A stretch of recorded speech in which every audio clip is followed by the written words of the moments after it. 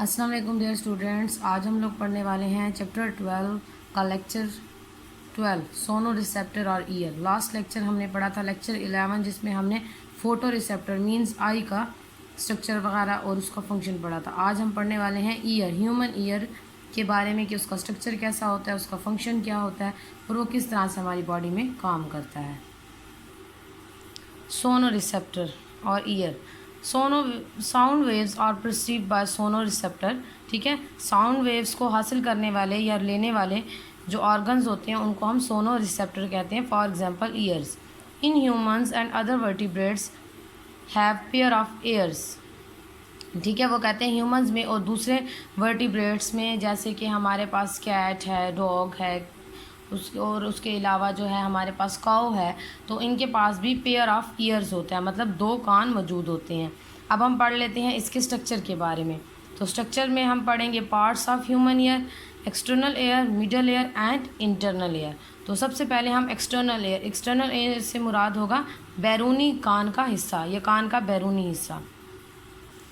External air consist of पिना, auditory canal and air drum. ठीक है, एक्सटर्नल एयर में ये वाले स्ट्रक्चर्स मौजूद होते हैं। सो व्हाट इज़ पिना?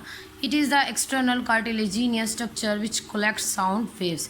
ठीक है, पिना जो है वो बैरूनी, कार्टिलेजिनियस कहेंगे, नरम हड्डी से बना हुआ स्ट्रक्चर है जो कि साउंड वेव्स को कलेक्ट करने का काम करता है। ठीक है, ये हम इसको ईयर फ्लैप भी बोलते हैं। ठीक है, हमारे कान का वो हिस्सा जो बाहर की तरफ आपको नज़र आता है उसको हम लोग पिना बोलते हैं।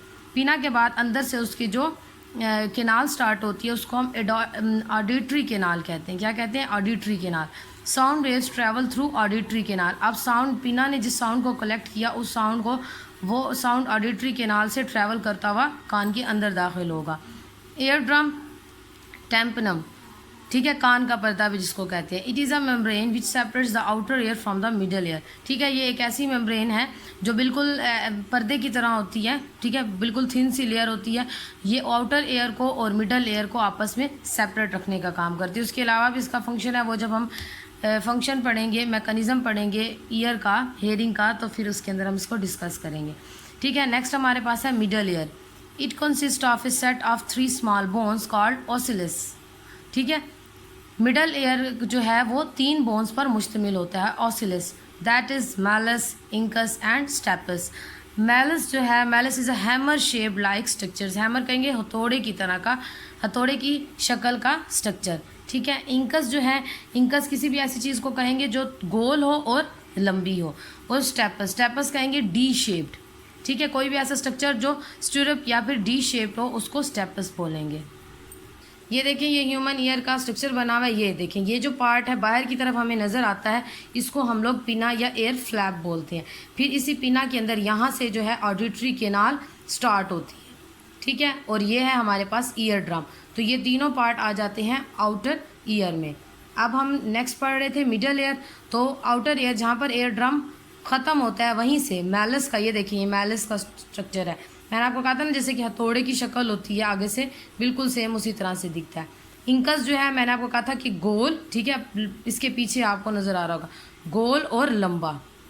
और स्टेपस मैंने आपको कहा था डी शेप्ड। ये देखिए, ये उल्टा डी आपको इस तरह से नज़र आ रहा है।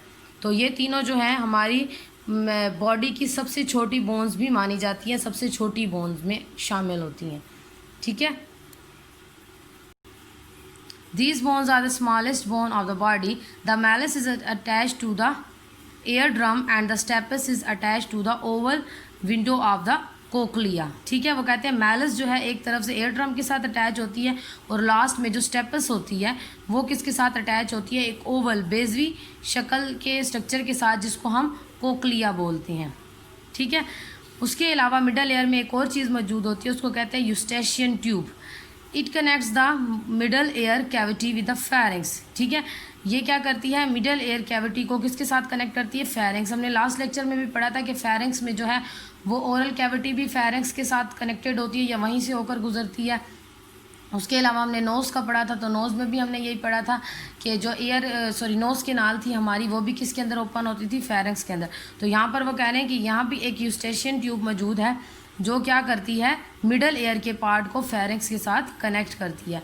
It help in equalising the pressure between middle air and the environment. ठीक है, इन्वायरमेंट और मिडल एयर में पैदा होने वाले प्रेशर को ये इक्वल करने का काम करती है।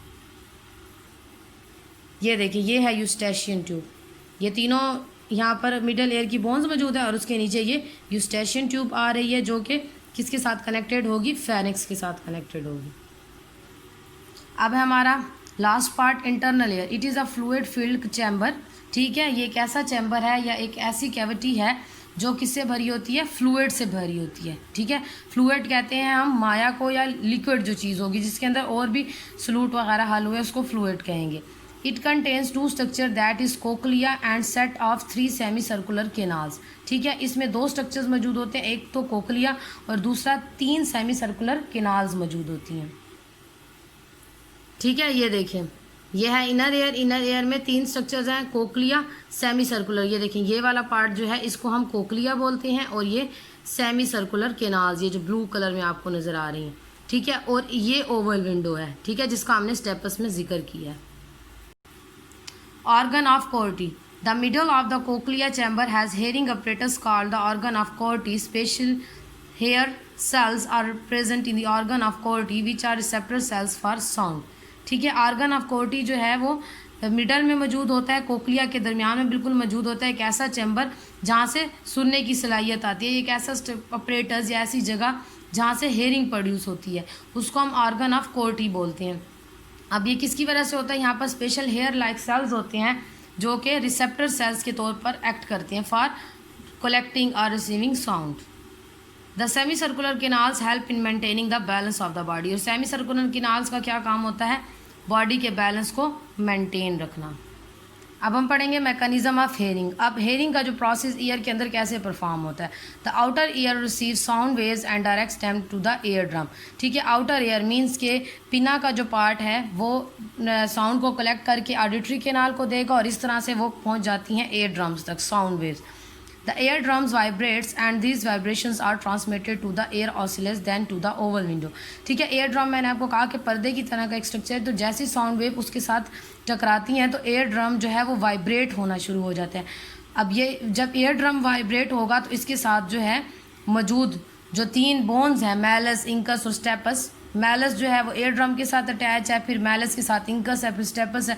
तो जैसे एयर ड्रम वाइब्रेट होगा तो अपनी यही वाइब्रेशन जो होगा ये उनको ट्रांसफ़र करेगा। ये देखें, पिना ने कलेक्ट किया, ऑडिटरी केनाल में डाला, एयर ड्रम वाइब्रेट होना शुरू होगा तो ये तीनों बोन्स भी वाइब्रेट होना शुरू हो जाएंगी और ओवल विंडो भी वाइब्रेशन स्टार्ट कर देगी। From the oval window these vibrations are pass to the cochlea, ठीक है। वो कहते हैं कि ओवल विंडो से अब ये वाइब्रेशन आती है कोक्लिया के पास। Vibration produce pressure waves in the cochlea fluid which cause bending of hair cells, ठीक है। वो कहते हैं वाइब्रेशंस जो हैं वो प्रेशर प्रोड्यूस करती हैं कोक्लिया के अंदर मौजूद फ्लूइड पर, जिसकी वजह से जो हेयर सेल्स होती हैं वो मुड़ जाती हैं। कोक्लिया के अंदर मौजूद जो हेयर सेल्स होंगे जो कि रिसेप्टर सेल्स के तौर पर काम कर रहे हैं वो क्या हो जाएंगे, बेंड होना स्टार्ट हो जाएंगे। किसकी वजह से, वाइब्रेशंस की वजह से।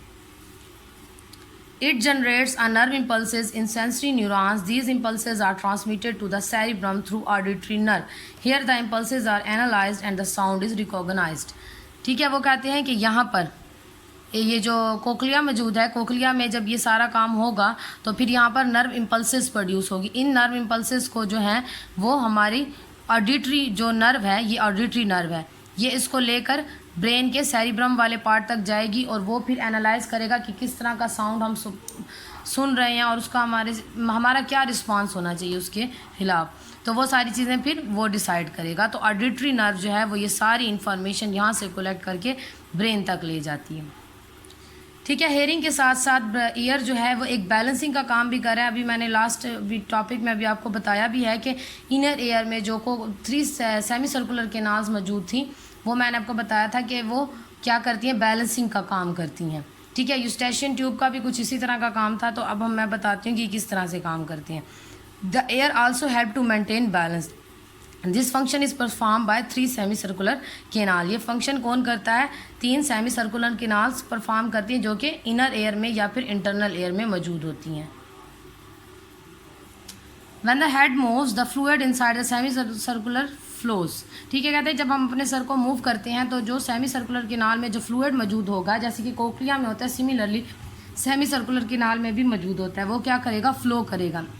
As a result the hair cells bend and generates the nerve impulses in nerve attach with the semi circular canal. ठीक है, वो कहते हैं कि फिर वही काम होगा जैसे कि कोकलिया में हुआ था कि जैसे ये फ्लूइड फ्लो करेगा तो हेयर सेल्स बैंड होना शुरू हो जाएंगे और उनसे नर्व इम्पल्सेस क्रिएट होंगी। वो क्या होगा, is in nerve attach with the semi circular canal. This message is send to the cerebellum. अब जो नर्व किसके साथ अटैच है, सेमी सर्कुलर किनाल के साथ अटैच है, वो नर्व अब उस मैसेज को ब्रेन तक लेके जाएगी। This message is send to the cerebellum. आपको पता है कि हमारी बॉडी में बैलेंसिंग का काम जो है वो सेरिब्लम का है, through auditory nerve. The brain interprets the head motion and send the message to muscle to maintain balance.